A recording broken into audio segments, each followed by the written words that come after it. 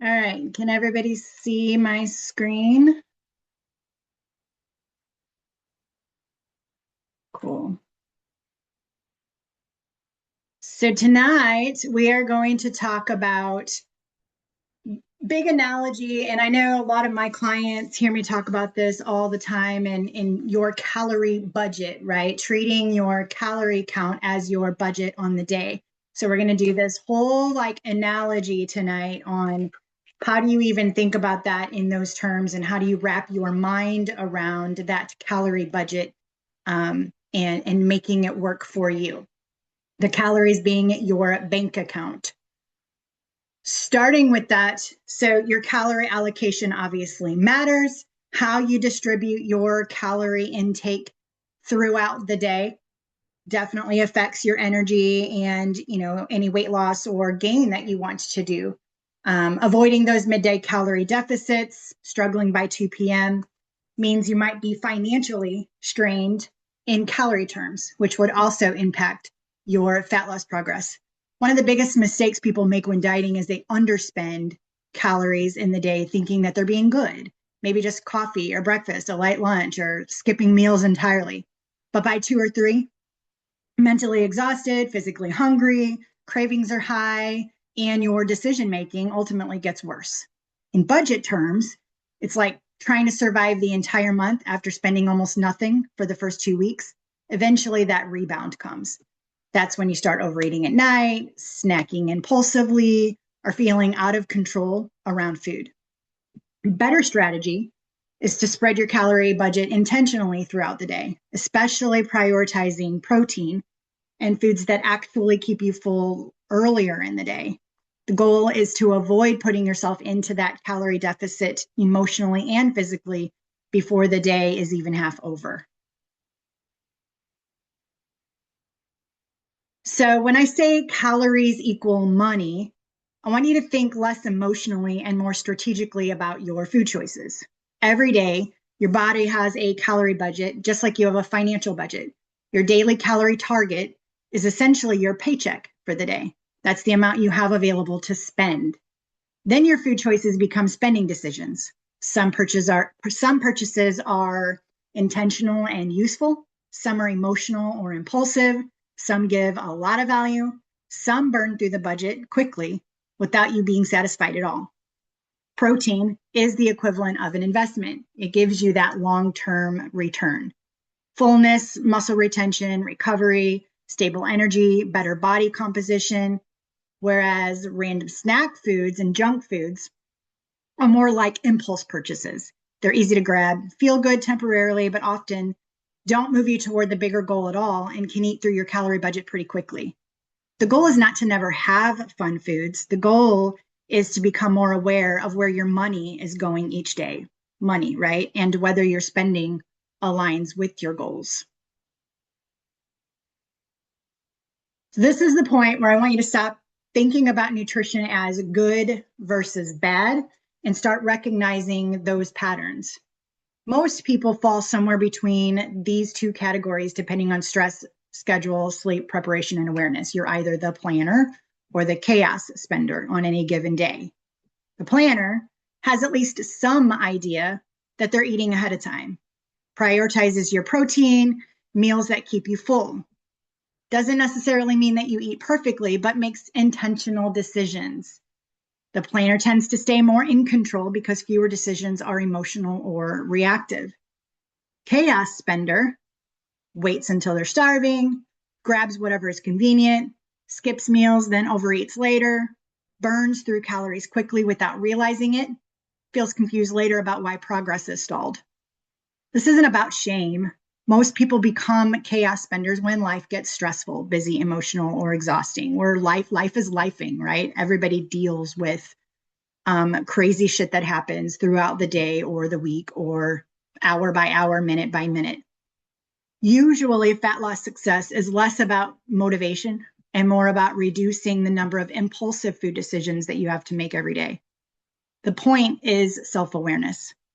So I want to ask, and you can unmute and talk freely here. In thinking about self-awareness, somebody pipe up and admit, which side do you lean toward most often? Are you the planner or the chaos spender? I'm chaos all the way. Chaos spender all the way. So what situations, Rusty, push you into chaos spending? I start out good and then life gets in my way and I'm like, okay, I gotta go run and do this, I gotta do that, I gotta do this. And I forget to do something. So today I was intentional. I went to Atlanta and had lunch with my old team. And so I went to a really good, we went to a nice pizza place, but I was mindful of what I ate. I only had the cheese pizza, didn't, and I only had, a slice and a half of that. And then when I got home, I had a cup of blueberries and a cup of cottage cheese. So I was hoping it'd balance each other out so I can get my fiber and my protein. So I'm trying to be the planner, Okay. but What I live in small amount of planning would prevent the chaos spending? yeah. You would think I'd be able to plan more since I'm retired, but it never happens that way. All right. So, Sunny, I see that you said you're a planner. Have you ever been in a situation where you were chaos spending?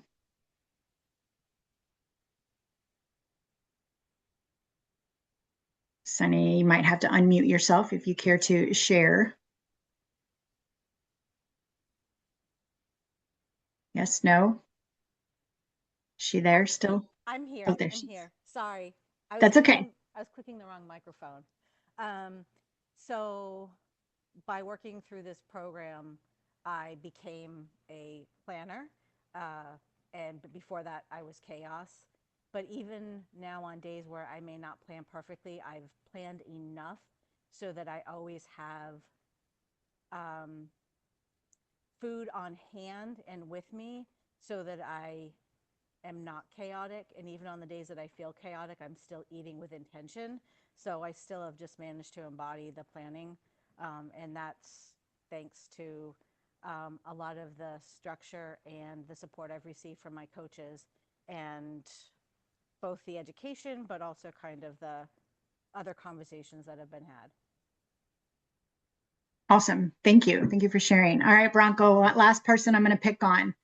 You said you're a chaos spender and you're working on being a planner. So, what's one thing, just give us one thing that you're doing that is making you be a planner instead of a chaos spender?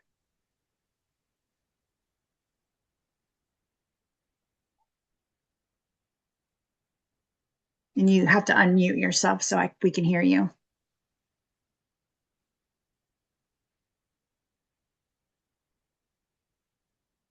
Oh, maybe he stepped away. Jocelyn, did you want So, to pipe in?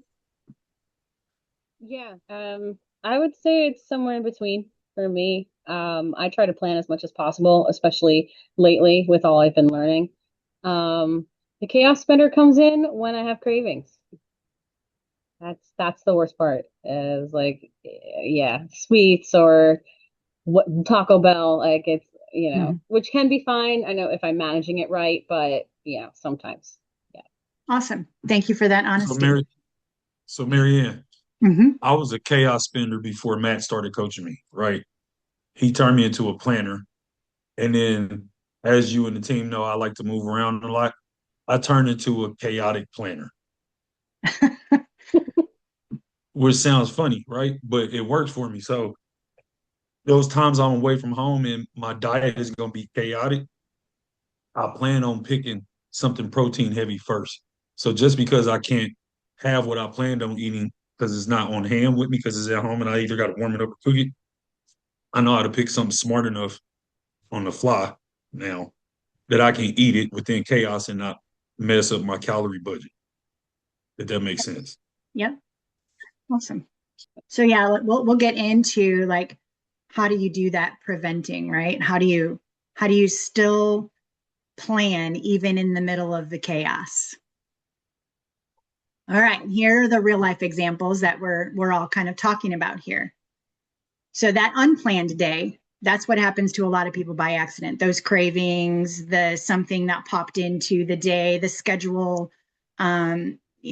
messed up, your kid got sick, your boss said that you have to come in, whatever, right? The unplanned day is what happens when the morning starts rushed. Breakfast gets skipped, hunger builds throughout the day, convenience takes over. Those quick foods that you grab because energy and time are low. And none of those individual choices feel huge in the moment.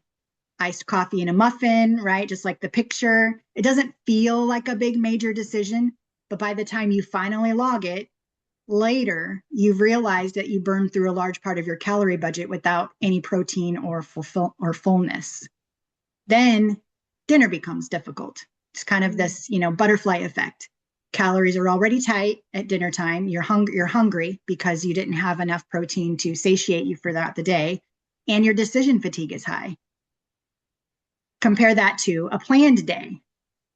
Nothing is extreme here in the planned day. A protein-packed breakfast, lunch is already packed, maybe your snacks are planned ahead, dinner is accounted for before the day even starts. That pre-logging, we all preach, all of us coaches preach pre-logging. Log it in before you eat it. Log that dinner. If you want to have a really nice dinner, log it in first. If you don't have that planned, you're going to get into that chaos spending. So here, as a planner on your planned day, you didn't rely on motivation. You just reduced the number of stressful food decisions you had to make. And that's the point I really want you to understand.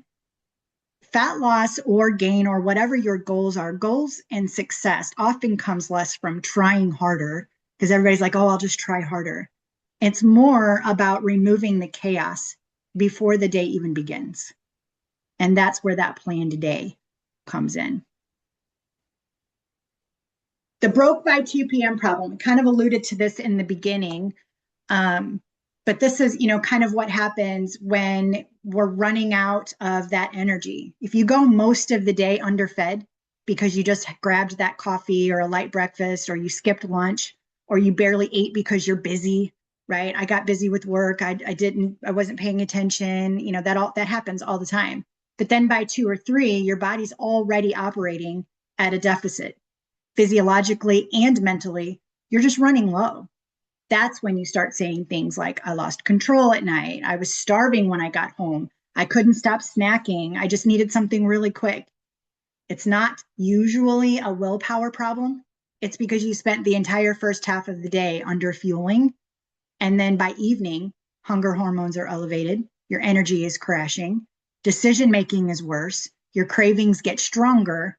And then convenience food become the easier solution for you. Harder to resist. Very similar to being financially strained. If your bank account is nearly empty by the middle of the day, and any unexpected expenses feel like a big major crisis, same thing with calories and energy. The goal is not to save all of your calories for later. The goal is to distribute food well enough throughout the day so that you never hit that desperate physiological state when everything starts unraveling and the cravings are taking over. So here's another big, all right, let's be honest with each other. Go ahead and unmute. I want to hear, where are you spending those calories? The unnecessary spending. Just hop in and just throw out maybe 1 or 2 things that you are spending calories on that are excess spending. I'll give you a couple examples. The mindless snacking while you're driving. Okay. 2 or 3 o'clock snacks. Okay. What else? Long road trips are pretty hard. Okay. What are you spending those calories on? In the past, it was usually like chips or something that I could snack on to keep me focused. This last one, I tried to be more intentional about it and brought a big bag of popcorn without a bunch of stuff on it, which kind of helped until I ran out of popcorn and realized I didn't know how long the road trip was for snacking. Okay. Who else? Where are you spending those calories? Is it fancy coffee drinks? Fast So I food. don't know if y'all can see. Oh, somebody else is going. Go ahead.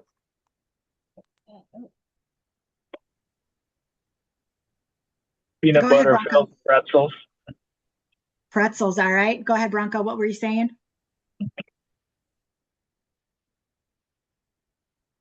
Or somebody, I don't know who that was piping up. I It's mentioned Jer- that fast food. We're running into something. I was just like, I'm a nuts guy, so I have always a mix of nuts in my car, and it's a good protein source, but you tend to overeat because it's a good thing, and a good thing could eventually be a bad thing. So uh, it needs to be more regulated. So Yeah, are you I don't do loving coffee. those nuts? Yeah, I do. I did a handful, so I tested and weighed it, and so I know what a handful is each time I get a handful. But I'm saying before this, now I only get myself two little handfuls of my nuts, and then I'll just be hungry, because I can't consume anymore because it's putting me my macros Right. much more elevated. So I'm very aware. So I'm more like just the guy opening his wallet. I'm poor. I can't eat. So my thing was, it's not so much either, the plan. I have been planning since I started this program, and tuna has been a big thing for me. It's simple, it's easy, but my wife says she was talking to her parents like the mercury level. You gotta be careful about that. So I'm like, well, crap. Now I gotta find another main easy source in a sense. So I'm looking to do a lot of hard boiled eggs. Um, but even that, it's not enough. I mean, it's only 6 grams of protein. It's like 4 fat. So you're um, but it's not even enough or equal enough to other things you should be eating. So I'm still working on that as well. All right, thank you for sharing. So one more question. Maybe this will help kind of with my earlier question. What's the calorie version of like an impulse Amazon purchase?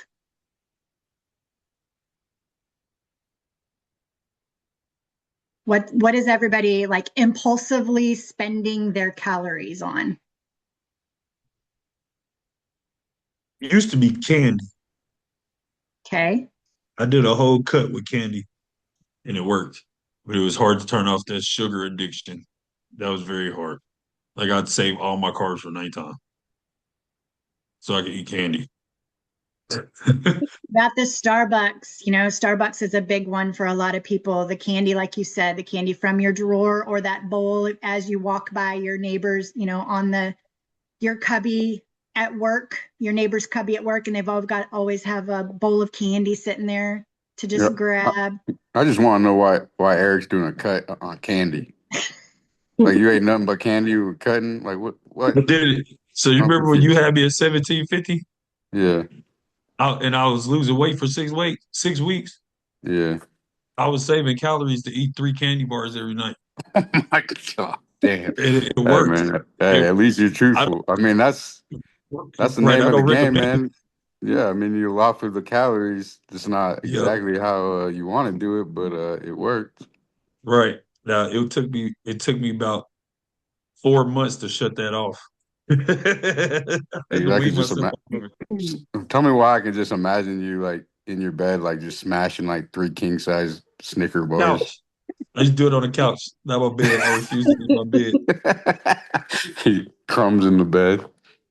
Karina, Wait for you're up. What's Reese's one thing wrappers. you usually spend calories on early that doesn't actually fill you up? Um,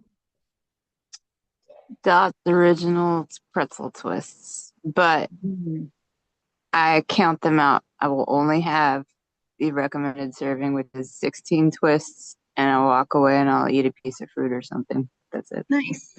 Have you had Good. the cinnamon I That's ones good. yet? still get it. I still get what I want, but it's like, all right, you can have this, but you can have it in a small dose, and that's the end. Karina, have you had the cinnamon ones?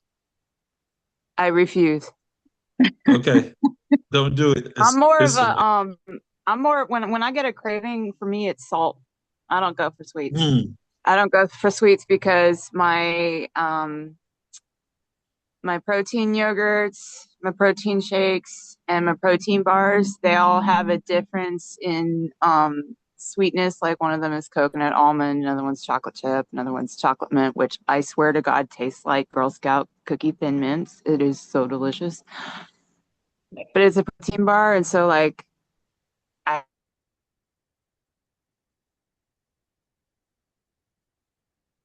Oh, I think she might be frozen.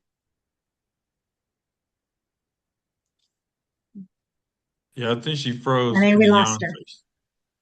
She'll be back. Hey, so I would say, Marianne, is that fruit for me is the biggest culprit because it really is just carbs. But I love fruit so much. I mean, I have it with my breakfast, and then I want to eat an apple, and then it's like I want a banana, and just like, wait, I gotta cut back and just choose what I'm gonna Mhm. eat because it's not gonna be beneficial for me. So that's the hardest thing for me is fruit because it seems like it's fructose. It's a good sugar, but it's still sugar, and so you gotta be cautious about that as well.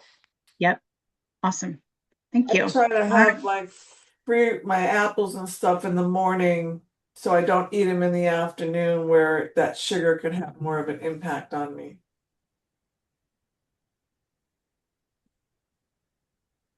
All right. So now we're going to talk about those hidden expenses, right?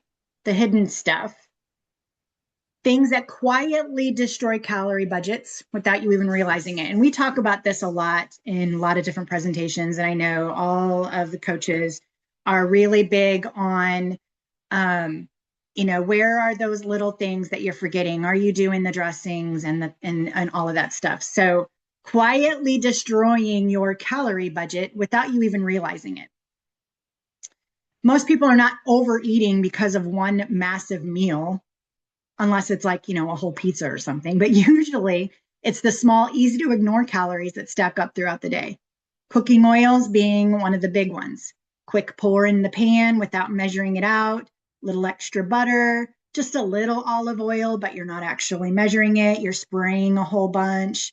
Yes, all of the sprays, they say 0 calories, but that is actually not true. They are not 0 calories. It is still fat. So for every second of spray, that's like 5 calories. And who does just one little, right?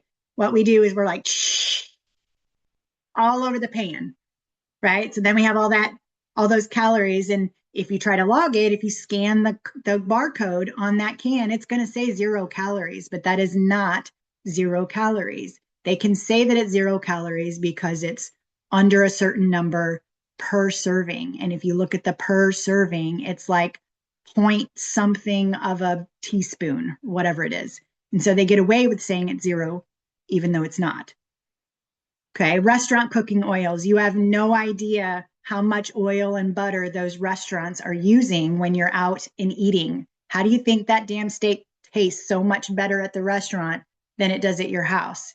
Because they're literally smothering it and dousing it with every freaking butter you can imagine, right? So those calories, they count up fast, especially because fats are very calorie dense. Of course, we all know you're all learning, you're all being educated that fat grams accumulate calories faster than protein and carbs. So missing out on those oils, that's a really, really big one. Same thing with sauces and dressings. You'll carefully track a salad and then accidentally add several hundred calories worth of ranch, dips, sauces, and you really won't even think much about it. If you're not measuring out your dressing and marking that and logging it, you're definitely underestimating the amount of calories that you're eating in those salads. Oh, but I had a salad. I eat salads all day, every day. Well, how many hundreds of calories of dressing are on that salad? Then there's bites, licks, tastes, right? One of the biggest tracking blind spots, grabbing a handful of chips without counting them out or looking at the bag, finishing your kids' food, right? Grabbing off of their plate. They didn't eat all their fries. They didn't eat all their chicken nuggets. We all know kids only eat fries and nuggets and macaroni and cheese, right? So if you're finishing their plate, that's calories that you're probably not counting. Tasting while cooking, tasting things up, especially if you have all those oils, random snacks while standing in the kitchen, because they're laying around, right? Individually, these all feel very insignificant, but cumulatively, they absolutely matter. Then we have liquid calories, another easy place to overspend. Coffees, creamers, juices, alcohol, smoothies, sugary drinks, all those smoothies and sugary drinks that are made with fruit, they're healthy, but just like Jeremiah said, that fruit has lots of extra sugar and calories, and it's not very great on your macros. So if you're not counting that and keeping track, those are more hidden calories, hidden expenses. They often don't create much fullness, so you're drinking your calories on top of your normal food intake. So the goal here is not paranoia or obsessing over every drop of ketchup. The point is awareness, right? Most people are often much closer to their target, their calorie target, than they actually think, because they're not accounting for these hidden expenses. So when you think that you're in a deficit, because that's what your log says, you may not be in a deficit because you didn't account for these hidden expenses. Does that make sense to everybody? Yes, Okay. can I say something really quick? Yes. So usually this is what you suggest to clients that are struggling to get all the calories in. So for example, adding sauces, dressings, drinking their calories. So think about all the calories that you can get just by doing that. Yeah, there's so many people that say, I can't eat that much food. You're asking me to eat too much food. Drinking your calories is like one of the easiest ways to overdo it. So if you are underdoing it, that is a great suggestion. Drink your calories. Add a little bit of olive oil. Add that avocado that has the omega-3 fat, because that's going to not only be good omega-3s and anti-inflammatory, but help you get to your target faster. I mean, and Marianne, another good one is your protein shakes, right? So a lot of people think protein shake first, and you should think protein shake between and after. That way you're eating as much as you can and you're drinking the rest of it. So it's actually a good uh calorie load. Like the one does everybody know how many calories one scoop of their protein that they're taking is? Yes. Okay. So I take one called Biotech. It's 110 calories a scoop. So 4 scoops of that a day, I got 440 calories right there, along with 100 grams of protein. So like Marianne and Tomas said, there's ways to drink it efficiently, but you don't want to rely on it.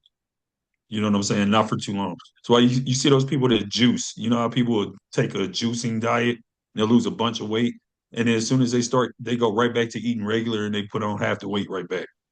So it is good to eat it and then substitute it with what you can drink. All right, so getting to that protein, the protein shakes that Eric is talking about, and the powders, and knowing how many calories are in each scoop, and being able to plan and budget that for those extra snacks, or if you're under, or if you're over, or how to front load your protein. So this is your smart investment. Protein is always going to be the winner. And I know everybody gets tired of us talking about protein, protein, protein. My kid screams at me all the time, Mom, why does everything have to be about protein? Because we know how important it is for whatever your goal is, whether your goal is to gain muscle and recomp your body or lose weight. Protein is the magic, right? It's the best investment in a calorie budget. If calories are money, protein gives the best return on investment. It digests more slowly, creates more fullness than most snack foods or any highly processed carbs. That means fewer cravings, less random snacking, less feeling out of control later in the day. Second, protein helps maintain muscle. When you're losing weight, the goal is not just to make the scale smaller. We want to keep the muscle while losing fat. We don't want your body, you don't want to lose weight because you're losing muscle. Protein is one of the biggest ways to help support that. Protein naturally reduces your overeating because it changes how your meals are built. A lot of people will build your meals backwards. They'll start with snack food or carbs. And then they'll think about, what is the meat that I'm going to have? What is my protein? Protein is typically an afterthought. So instead, I encourage you to say, what is my protein source first? Once that's covered, your hunger tends to stay lower, energy stays steadier, calorie control becomes easier without feeling as restrictive. You start with the protein, and your other macros are your sides, right? Protein's the thing that actually makes the calorie budget work long term. It's not magic. Really, it's not magic. We say that it's magic. It's the magic button, right? But it just helps you stay more satisfied and more consistent. Flexible budgeting. Here's where we're going to get to talk about, okay, how do we work this stuff in? Because we know that it's not an all or nothing mentality, right? It's the most important mindset shift in this whole presentation, is that you have to get away from the all or nothing mentality. Fat loss does not mean never eating pizza, never drinking socially, never having dessert, avoiding all the fun foods forever. That mindset usually fails because it's not realistic. We all know that.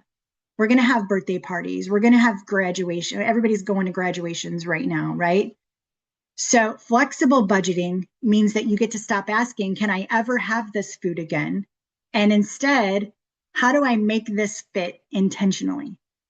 If you know pizza night is coming, then you budget calories earlier in the day, prioritize protein earlier in the day, and you keep your portions intentional so that you can have your pizza later that night. Same thing with drinks or dessert. The point is not perfection. The point is planning instead of impulsive spending.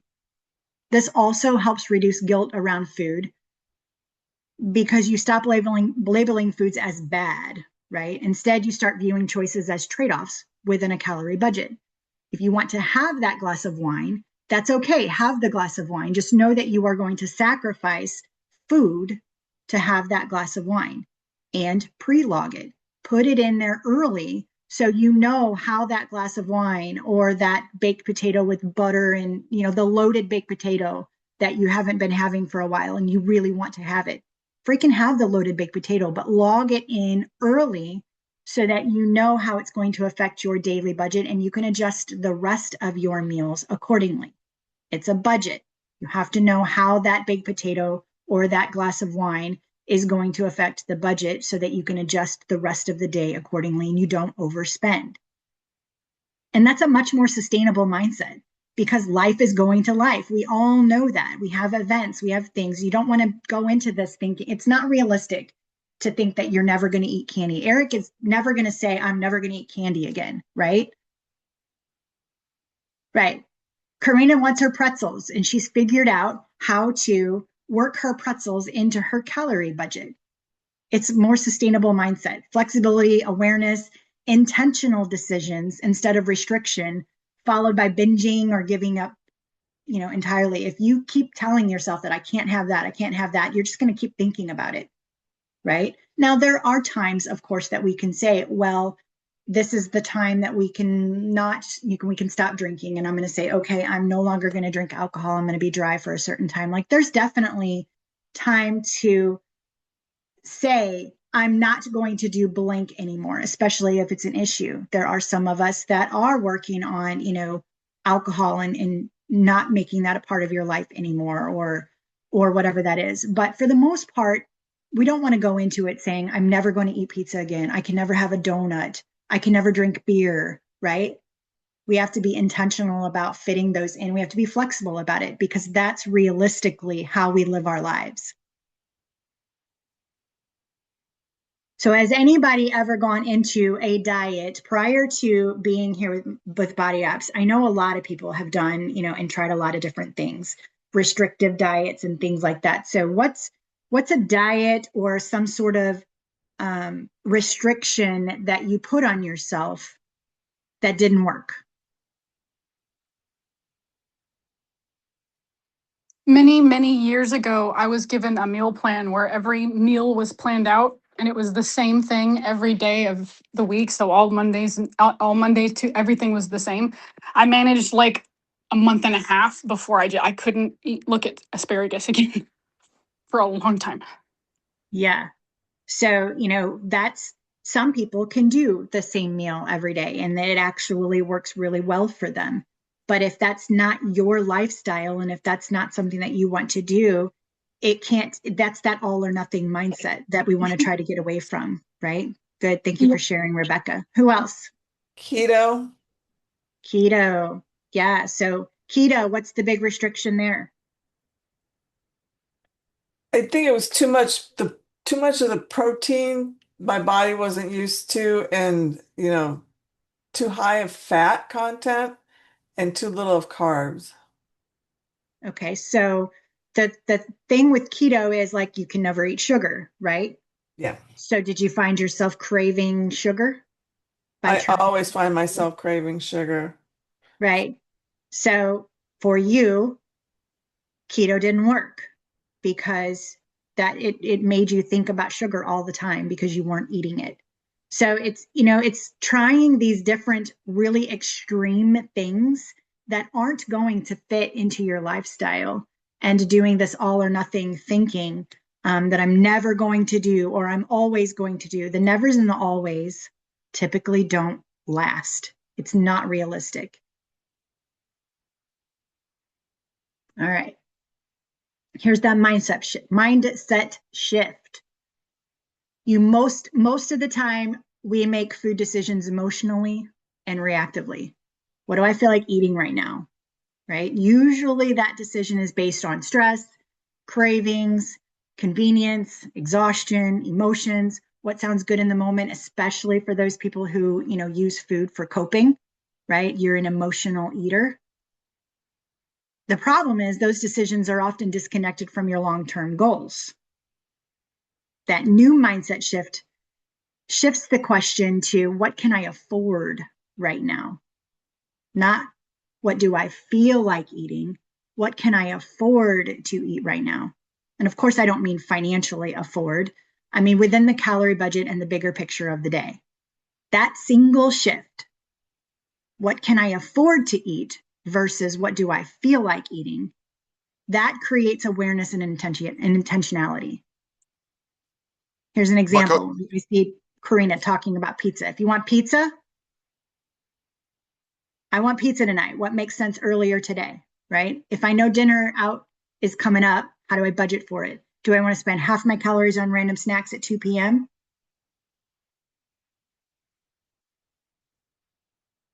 Right? This is the same thought process financially responsible people use with money every day. It doesn't mean never enjoying food or obsessing over every calorie and then restriction. It just means making decisions with awareness of the bigger picture instead of only the immediate craving.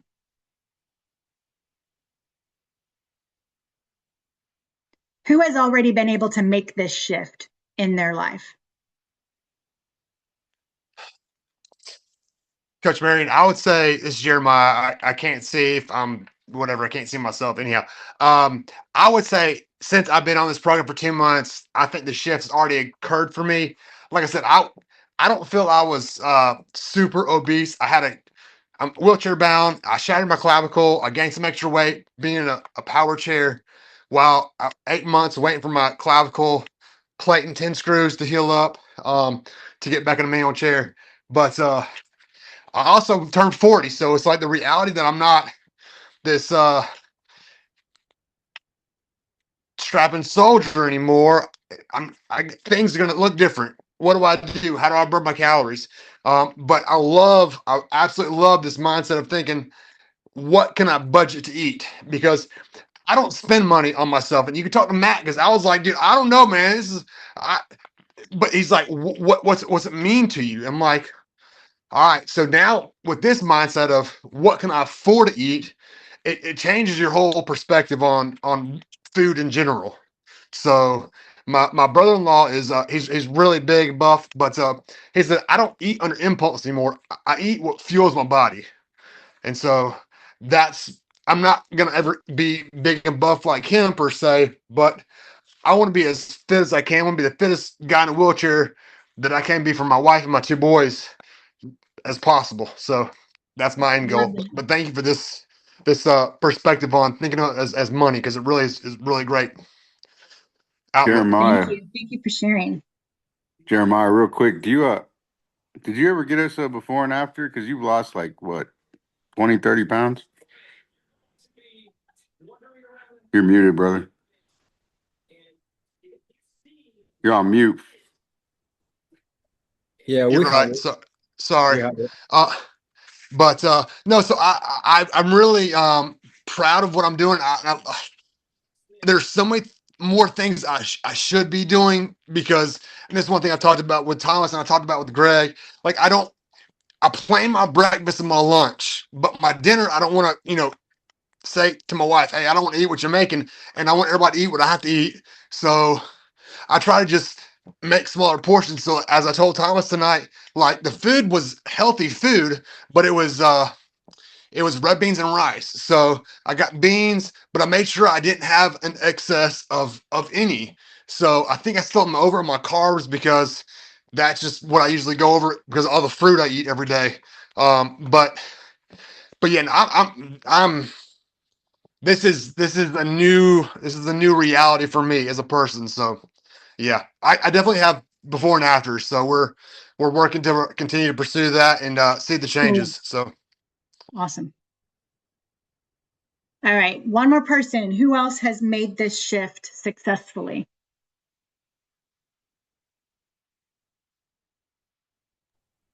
I'm working Scott? on it. Melandro, okay. Yeah, so I used to be that guy like what you said where it was like I wouldn't eat breakfast. I'd just kind of skip breakfast and then I'd like overwhelm myself with work and I wouldn't eat lunch and then I would kind of gorge myself at dinner. And I used to think, "Oh, well, I'm still getting below my daily calories. So how bad can that really be?" But it was actually worse for me. But now like I already know what I'm having for breakfast tomorrow. I know what I'm doing for lunch tomorrow. I have an idea for dinner, but I like he was just saying, I kind of leave that a little bit loose because I want to eat, whatever my family's having. But yeah, I've gotten really good at it. And I mean, you can tell by looking at my scales, I pretty much hit those calories right on most days. Just because I plan everything like meticulously. I'll even plan when I can have like my protein bar snacks and all that other stuff. Awesome. Thank you. One thing I want to highlight real quick, Marianne, if you don't mind, that Scott said he's getting pretty good at it. And it's like that's the way you have to look at it. It's a skill, right? It's not always fun, it's not always convenient, it's not always um easy, but it's just like any other skill, right? The more you do it, the better you get at it. And like what he said, like I already have my breakfast plan, my lunch, like that's great. Like that's exactly what it should be. Every night you go ahead and have that forethought of what you're doing tomorrow, right? And that keeps you out of like the hot water, right? Because it's when you go into a day, you have no idea what the day is going to look like. You don't even try to plan for it, and you make those last minute bad decisions, right? But even like him, it's like cool, like everything else, and it doesn't have to be perfect because it never will be. But it's way easier to adjust on the go than just try to make everything up on the go. And I like how he said, I leave dinner open. Cool. Well, he's controlling the controllables of breakfast and lunch, and then dinner's a little bit more up for grabs, but he can easily plug in whatever, maybe he doesn't know what the wife or whoever's cooking is going to make, but he has plenty of room to allow, a lot for that. So that's really the biggest thing, guys. Is just like if you take anything away from this, is just like plan tomorrow today. Doesn't have to be perfect. You don't know how every little piece of morsel you're going to eat tomorrow, but the more you can have bulked out and ready to go and just not have to think about it, it's just decision fatigue, right? It's just what the most successful people in the world understand that most people don't understand is like, I don't want to sit there and have to make a decision later.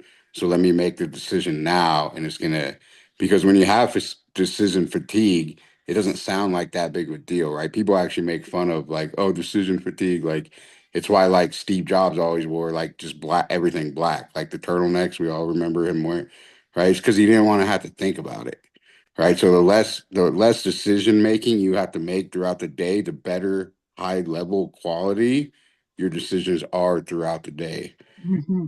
right? So the more you can pre-think, the less you have like, oh, let me just make this shit up on the go, the more successful you will be, because you don't have to sit there and decide if this is the right or wrong decision. It was already made beforehand. So hopefully that makes sense. Yeah, appreciate that, Cool. Scott. Thanks, Matt. So, quick budget exercise. First step is identifying what the calorie target is and learning how to distribute those calories intentionally across the day. Now, Rebecca said earlier that she was on a plan that they gave her meal plan, and she had to eat what was on the meal plan, and it was the same thing every day, all day, right? So everyone here has received a meal plan from their coach, and we say every single time, here is your meal plan based on the macros that we have set for you. But it is really, you can follow it as it is, or you can use it as a guideline or a template for how to structure your day to meet the calorie budget that we've set for you. 3 meals and 2 snacks. Now, you might not have 3 meals and 2 snacks. You might have all snacks. You might have 2 meals. Doesn't really matter how you eat it, but we give you this guideline, right, to intentionally schedule or plan your meals and the structure to meet that calorie goal. So that simple strategy of reserving calories for dinner, because that's usually when you're hungry, or that's when you're out doing your social eating, you're out, overeating tends to happen whenever you go out to eat, or you're going to somebody's house for dinner and you have no idea what they're having, right? Then the rest of the calories get spread out across breakfast and lunch. So you account for that heavier dinner and then adjust the rest of the day, just like I said earlier. Next is identifying your overspending areas. And this is where I want you to think honestly. Liquid calories, mindless snacking, sauces, random grazing, emotional eating. I'm sad, so I'm going to go eat something, right? Convenience foods during stressful times because you didn't plan and you're just grabbing something really, really fast. Not from a guilt standpoint, just awareness. Learning about your body and why you're doing and making the choices that you're doing. The reflection piece is really important, right? Because most people don't actually know your patterns until you start paying attention consistently. Food logging is not about punishment. And we all know it's really, really hard. And it's not about it has to like Matt said, every calorie and every morsel, it's really difficult to account for all of that.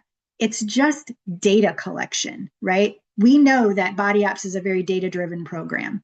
And we know that that's because you need to learn how food affects your body, each of you individually, right? And it's understanding, when does hunger happen? What are your overeating triggers? Where do those calories tend to add up? Which habits actually keep you full and consistent? And then finally, adjusting the plan, right? Making those adjustments based on your insights. A budget only works if it's realistic for your actual life. And that's why your coaching matters. Every week, your coach is reviewing hunger, adherence, stress, sleep, activity, digestion, schedule changes. That's why you're answering all of those questions. We're looking at all of that information and adjusting the plan based on your real world feedback instead of forcing some rigid system that may or may not be right for you.